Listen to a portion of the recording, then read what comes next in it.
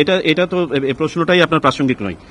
সেই রাজনৈতিক দল তার কোনো কার্যক্রম করতে পারছে না, সুতরাং তিনি সেই রাজনৈতিক দলের নাম নিয়ে কোনো ধরনের ইলেকশন করতে পারছেন না, সেটা সময়ই বলে দিবে।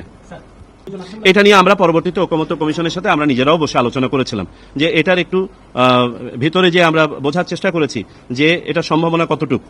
তো আমরা উভয় পক্ষই কনভিন্সড হয়েছি যে অ্যাকচুয়ালি হ্যাঁ, যে কোনো ডিস্টেন্ট পসিবিলিটি নাই তা না, কিন্তু অন্য আইন দ্বারা এটাকে ঠেকানো যাবে, বরং এই প্রভিশনটা থাকা ভালো, এই মর্মে আমরা এটাতে অ্যাড করেছি।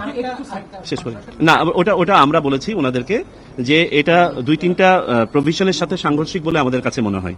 যেমন আরপিওতেই একটা প্রভিশন দেওয়া আছে 12 ধারার মধ্যে যে কারা কারা অযোগ্য হবেন, তার মধ্যে একটা হচ্ছে তিনি যদি কোনো আদালত দ্বারা কনভিক্টেড হন, আসতেছি, সাজাপ্রাপ্ত হয়ে থাকেন, তো অভিযুক্ত হলে পারেই যে তাকে করা যাবে, এটাই আরপিওর এই প্রভিশনে। তো আমরা we have left it to the সংস্কার কমিশন, ওখানে যদি রাজনৈতিক মতক্য হয় এটার উপর তখন দেখা যাবে।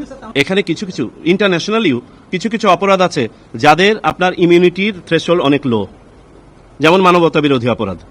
এর থ্রেশহোল্ড সাধারণ একজন আপনার ফৌজদারি অপরাধী আর মানবতা বিরোধী অপরাধী অনেক সময় সমান ইমিউনিটি পান না। সেই ক্ষেত্রে আমরা বিশদ আলোচনা করে যেটা বললাম আপনাকে, আমাদের কাছে মনে হয়েছে যে না, এই প্রভিশনটা থাকা দরকার।